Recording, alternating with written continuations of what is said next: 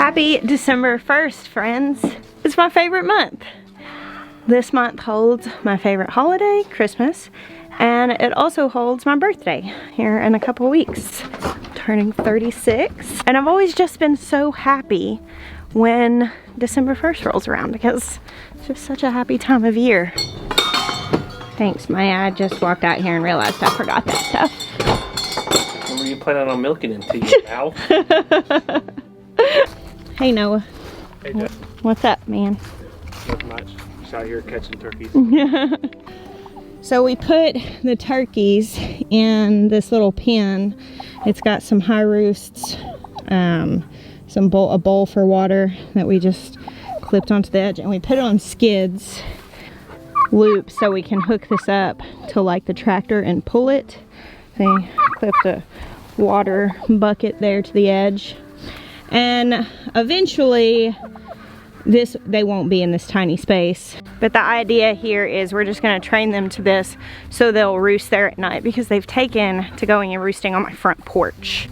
And where birds roost, they poop, and I don't want to clean turkey poop off my front porch every day. So we're working on this, and hopefully it'll be a good solution, and eventually we can let them back out and hopefully keep them free ranging in this 13-acre pasture that they have access to.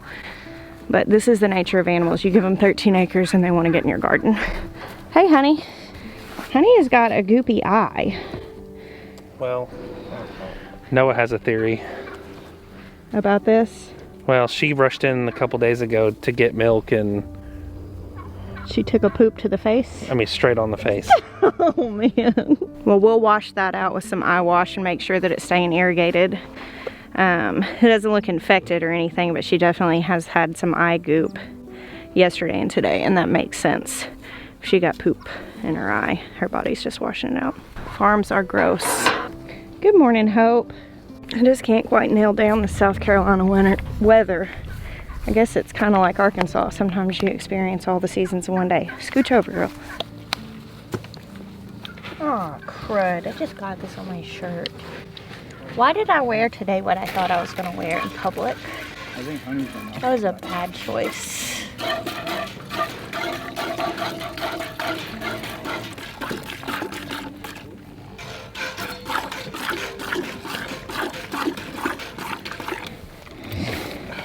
Sweet Maya's pitch hitting for me right now.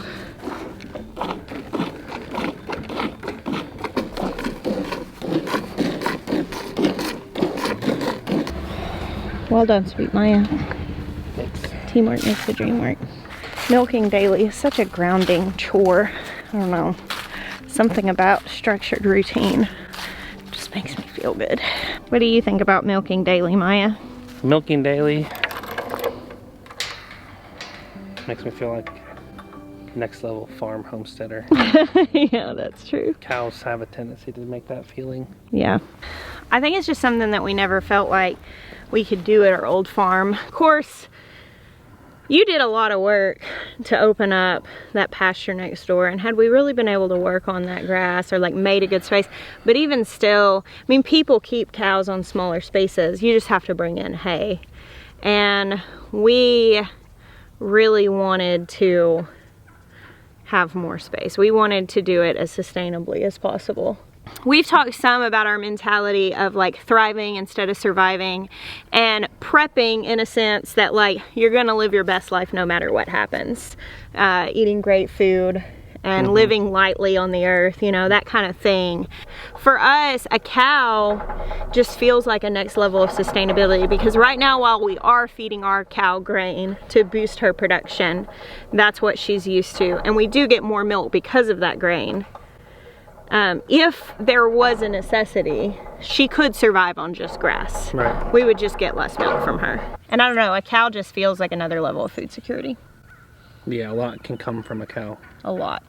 I mean, you gotta think right now we're getting what, like 16 to 24 pounds of food a day off of her? Mm-hmm. That's a lot. And it could increase. Yeah, and we're calf sharing. You breed her. Yeah, you get she produces a calf. Let's say it's a boy. Now you've got future meat. Yeah. I mean, there's all kinds of factors that it changes. The goats are sitting here looking at us like, what, you don't think we're good? They're good I'm not too. saying that you're not good. You're just not as good. I actually do think goats are as good as a cow, but they're just different. And in some cases, like for us, given the fact that when we first got our old farm, it was mostly wooded, goats really thrive on browse, whereas cows really need grass. Goats were the right choice for us at that time. Y'all, I walk down here every single day and walk through this space envisioning our new gardens. Speaking of gardens, today, December 1st, my friend Jill and I actually decided to do a special promotion for the course that we created last year. A lot of people don't even know that we made a gardening course because, hey, we haven't really talked about it in all of the upheaval of us moving here and them moving into our old house. But this time last year, Jill and I created a beginner gardening course, and it's very extensive. There are 6 podcasts in it. There are, I think, 20-something videos that cover all kinds of the basics, as well as kind of some inspirational topics about why you want to get into gardening and all the basics of how to do it. Seed starting, pest control, feeding soil, all of that stuff. As well as several, I think like 18 PDFs, which are printable worksheets and guides and different resources that we created. And we are running a special through the month of December, starting today, the 1st through the 31st, where you can sign up for this Teachable course on Teachable for $99 and get all of that. You have access to it indefinitely. And for the people who are signing up this month under this special, we're doing something a little different. We're actually flying Jill and her family out here to our new farm in January, and we're going to be doing an exclusive live Q&A together for the people who take this course through this month. So whenever you take this course, you will get the notification about that. You'll be able to put it on your schedule, and we're going to be doing that live Q&A together. We'll also be shooting some content for our YouTube channels while she's here. When we first did the course, we had a lot of people ask us, and of course a lot of the information that we cover is sprinkled throughout the 1,000 videos that I have, the hundreds of videos that Jill has, but this just puts it all in one place. And then with the PDFs and the just all the printable stuff and the podcast, you get more of a classroom feel. It's more consolidated, concise, where you can go from one step to the other, where we really developed it to have the flow of learning and building on the last thing that we talked about. Some people, that's not really how they like to learn, but for people like me, that's absolutely how I like to learn. And so that's kind of what we had in mind when we developed this. And so it's on sale this month with the special incentive of getting an invite to this live Q&A. Now, I will tell you, I'm dealing with a little bit of like internal struggle right now while I just pitched this gardening course to you guys, which is very valuable. And I did write a best-selling gardening book, and I have had great success on YouTube as a gardening channel, but man, have I really failed at gardening since we moved to our new place. So we prepared this space, and I promptly pulled my back out. I was planning on putting all these cabbages in here. So I took a lot of those and I planted them in the raised beds in our front garden, which then the turkeys came and ate them down to nubs. My silage tarp took a lot longer than I had intended it to do, and I just had so many plans for just hitting the ground running with gardening this season, and it has been a very resounding, like, no, you're going to rest. I hate it when that happens. So right now this space is just prepared and sitting, which is not hurting anything. We did stop burning holes in these until I knew I was really ready to plant, because we burned the holes here for the cabbages. I pulled my back out like the next day and weeds have grown up in them. But I am going to plant lots of onions in here, probably some late garlic, which will still do fine given the climate here. And at this point, I think I may just cover up these holes and maybe plant some cabbages in the spring. I'm having a hard time though, kind of conceptualizing these spaces. It's time to start shopping for seeds right now. If you haven't started buying your seeds yet, this really is the best time to do it because all the seed companies are releasing their new stock for next year.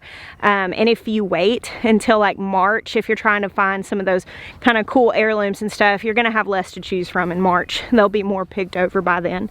But every time I go to do seed shopping, it's really hard for me to know what I'm gonna be working with because so much of this year has had to be like a roll with the punches kind of thing. But I do kind of want to go over my plan with y'all and share with you what I'm thinking the process is gonna look like. And I don't know, like I asked Jeremiah before I walked up here, I was like, when do you think these things are gonna be done? And he's like, I'm really hesitant to say I'm definitely getting this done by this time because there are so many factors we can't control. But I'm pretty sure our next move where gardens are concerned is going to be to start setting up our high tunnels. We have to do a little bit of grading here while still trying to protect the integrity of the soil. So we can't bring in like a bunch of sand clay to level it out like we did on our barn, because obviously we don't want sand clay in our garden. So I think we're gonna have to build a little retaining wall here to level out the grade so our high tunnels can sit level. But this is the thing that we have most of the stuff already purchased to do. So that's probably pretty near on the priority list. Now, it's so hard to explain all of this to you guys because I know it's very hard to convey. Even when I make drawings of it, it's hard to convey exactly what it's going to be like, and there's going to be a lot of pieces coming together at the same time. And while we're putting the high tunnels up now, of course, we have the pigs here, the mama pigs, which Doris never had babies. She just didn't get bred. It's past the time now for her to be possibly pregnant. She looked pregnant. She still looks pregnant to me, so I don't really know about that. But there's no way she could have gotten bred because she's been away from the boar now. We've been here for well over 3 months, 3 weeks, and 3 days, which is a pig's gestation. But either way, we have Clementine and her babies and Doris in this little pen, and the pen is the exact footprint of one of the high tunnels. So they're kind of getting the ground ready there, as you can see here. And then there's gonna be a 12-foot space between this tunnel and the other one, which of course you can see here, there's nothing happening to this grass except for that it's growing. And this is where I'm getting hung up. And I'm sharing this with you guys because this is a really common place for gardeners to get hung up. I get a lot of messages from people, I get comments on videos or interaction in our Facebook group. And gardeners often get to this place that I'm in, and it's kind of hard. So I'm gonna be putting up these two 26 by 60 high tunnels. One will be much further advanced in having the soil ready to plant, and one I'm starting from fresh ground. Probably what we're looking at doing here is tearing the grass out as much as possible, maybe harrowing it and then pulling it off, and then bringing compost in to lay down over that removed grass, and then beginning to build in a no-dig way from then on. That's what I'm thinking right now. I'm not 100% sure, but there's a really good chance that planting this second high tunnel in spring won't be the most feasible thing to do. Probably the most responsible thing to do is really work on building up this soil and maybe planting this high tunnel for the fall of next year, like almost a year from now. And one of the hardest things when you are getting into gardening is stepping back and approaching your space with like a 3-year plan, maybe like a 5-year plan, especially if you're looking at doing a really big garden. And so many people dive off into gardening and they go and they till an acre, or they think, oh, I've got to do this to grow all my family's food. And while I think that it is a very noble goal to grow as much food as possible, one thing that you have to consider in the process is making sure that you are protecting yourself as the gardener. I mean, not getting completely overextended. Having grace for yourself in the places where it's like, I just can't do that much. Or by saying right now, like for instance, right now, this thick grass, it's Bermuda and fescue. It's a really like, this whole piece of land is great for growing animals. I mean, I'm so excited to have such great grass for grazing my cows. Our butter in the spring is going to be fantastic when the spring grass comes in, but our gardens are going to be dealing with that same grass in a negative sense. And so really the best thing to do when we're building these spaces is to take our time. And that, my friends, is not my strong suit. And the place that I get hung up on is that struggle between wanting to do it really well and also wanting to do it right now. You know, I was even watching Jill's videos this morning. I was looking at some of her stuff. And that garden that is now Jill's, that was mine, you can look at that and go, oh my gosh, this is amazing. Look how well everything grows. Look how well everything does. But you know, that's like 5 or 6 years in to establishing those garden spaces, to frequently amending that soil and keeping it untilled. Hey, sweet Maya. Hey. What are you doing? I came out here to talk about plans. Plans? Yeah, plans, not plants. Plans for plants? I think all of our plans end up being about plants. And animals. What do we need and to food. talk about animals for? We talk a lot about food plans. Food plans, which also revolve around plants. And animals. 80% of our conversations are around food, plants, and animals. That's true. And our kids. And Jesus. Well, I kind of classified our kids as the animals. Oh, whatever. The high tunnels, would you say the high tunnels are probably like the next gardening project? I'm going to try and do the high tunnels and the window greenhouse simultaneously. Really? Yeah, I'm feeling really ambitious. But I feel like there's two different skill sets, and what I learned from building the last greenhouse is it's really not a two-person job until only like you select parts. Mm-hmm. And so as long as I can essentially like be the visionary behind the window greenhouse, Noah has enough carpentry skills that if I'm working on the greenhouses, he can be working on this, and we can help each other. That's good. And for all of my talk about having patience and waiting, another thing to take into consideration, and I talk about this stuff because we're kind of in this unusual place in building this farm. Like, I want to inspire you guys, I want to teach you guys, and I hate the fact that so many people go, well, they're doing that, but it's not realistic. And it is true, like, we have a full-time employee that's extremely skilled. Our situation is not going to be everybody's situation. But my hope is to be able to pull slices and pieces out of this to really share information with you, tutorials with you, inspiration, because we are throwing all the resources we have at getting our farm built pretty quickly, because our next step after this is we really want to start doing a lot of community outreach and teaching, being able to do a lot of in-person classes and stuff. And so it's kind of one of those things, like if we took, you know, 10 years to slowly build this farm up, we really need to get this done before we can focus on that stuff well. Right. And so that's really the reason why we're doing this faster.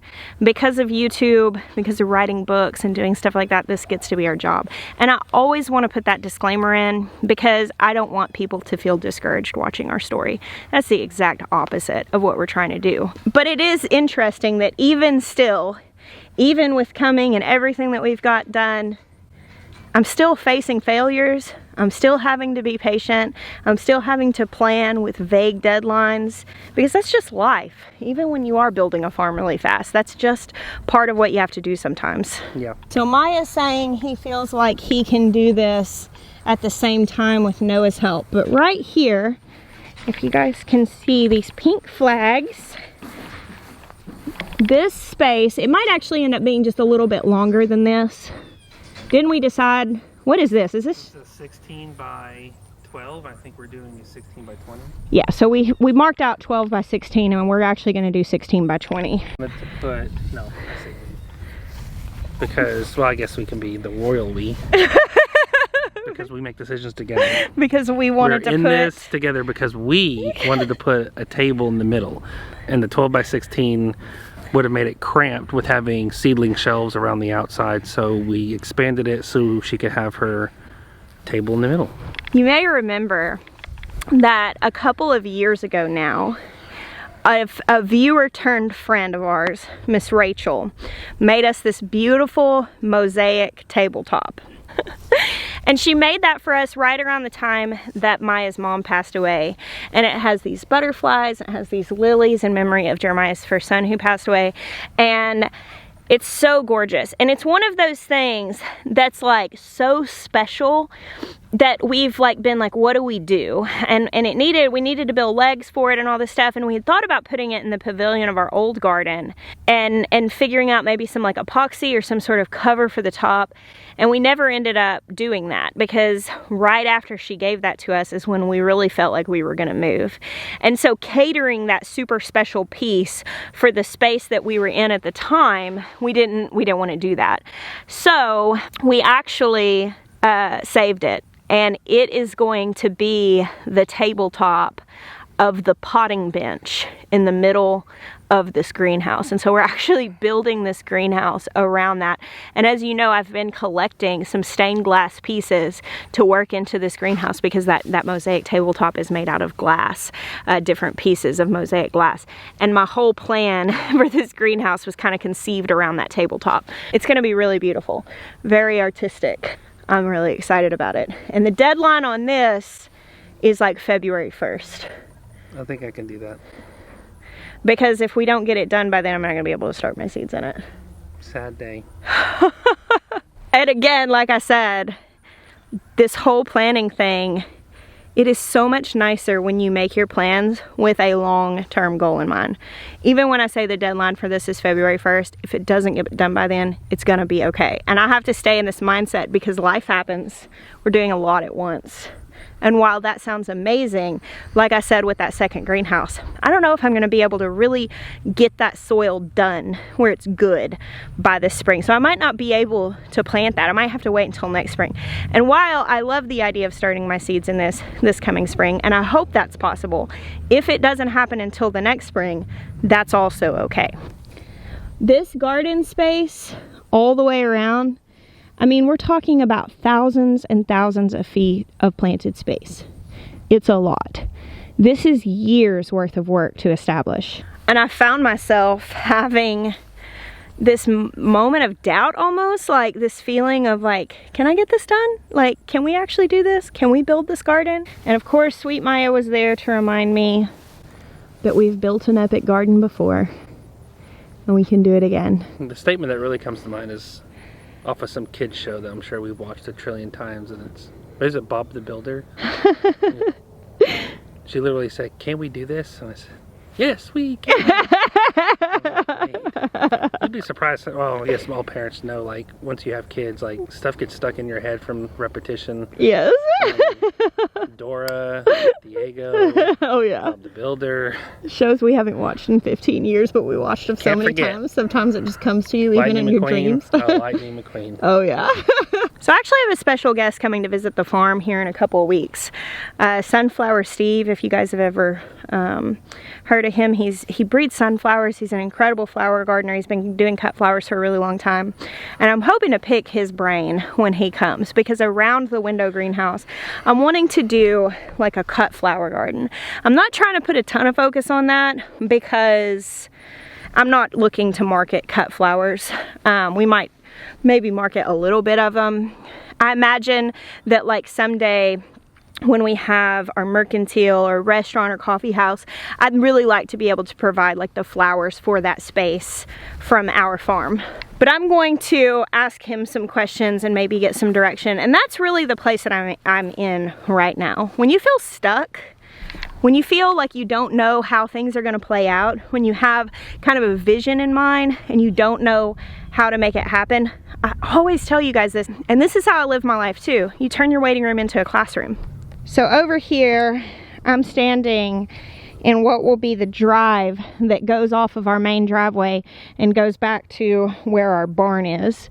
And my plan here, and I don't 100% know, we're talking about maybe coming out here with some 100-foot measuring tape and maybe some like paint, spray paint, to mark these spaces off. But I'm thinking I want to have some trees that line both sides of this drive, and then on both sides of this I want to do some like raised bed gardens. And while we're going to be really focusing on those structures over the winter and into the beginning of the spring, I want to lay this out, and I want to kind of figure out how I'm going to lay out beds. And I imagine this space being like super eclectic, different kinds of beds, some similar to our old farm, maybe some of the Vigo beds that are metal.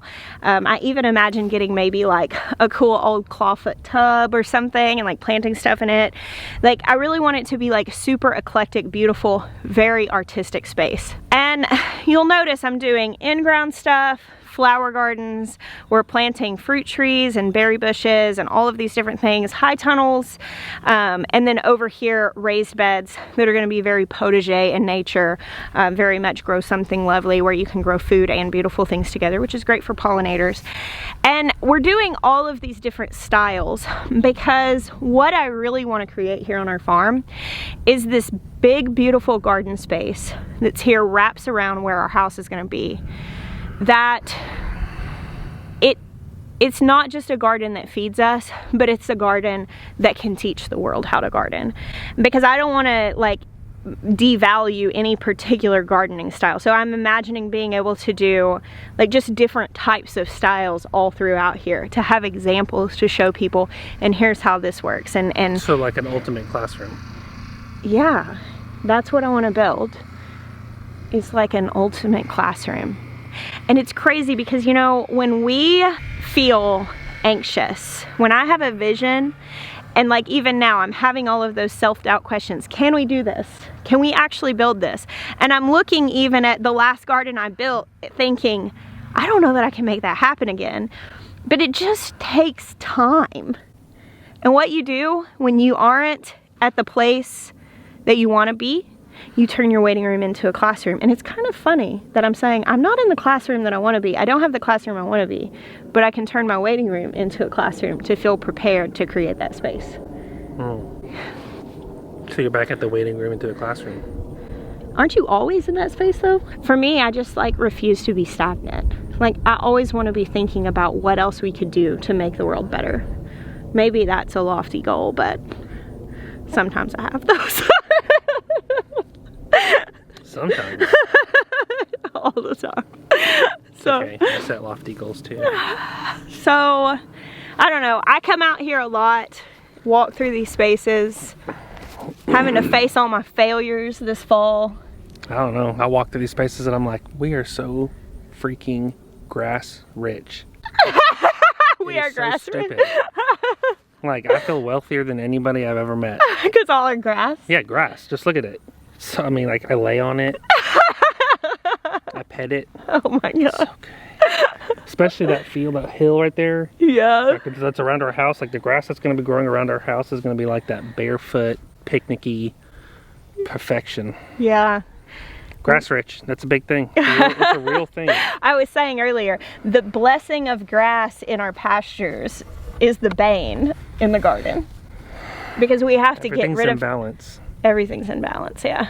And so this whole space, this little slice of our farm, we're going to be finding solutions for our rich grass. Probably scraping it off and putting it in other spots that need better grass. Yeah, I am game with that. Waste nothing, right? Yeah. Well, thank you guys for walking around and dreaming with me. I hope this rambling has some bits of encouragement for you in it.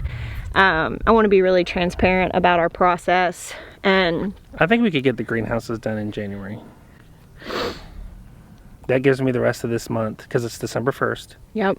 To square the barn away once it's up. And get like the water lines and stuff in. So that way we can just work on that space without having to, what do they call that, where you're like, I don't know, messing things up as you come in.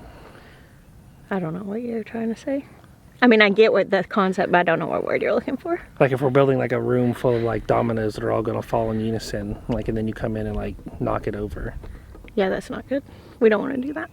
Right. So we're gonna. Yeah. We could be having the groundwork done, like getting the yeah, I see what you're saying, like getting it level and all that stuff. Yeah, all that's gonna be done this month. And then start putting everything up. That's gonna make such a massive difference. Oh, I know. Make you happier. I'm so happy, sweet Maya. Thank you guys for hanging out with us today. We love sharing this journey with you. It is extremely exciting for us. We bless you. Until next time.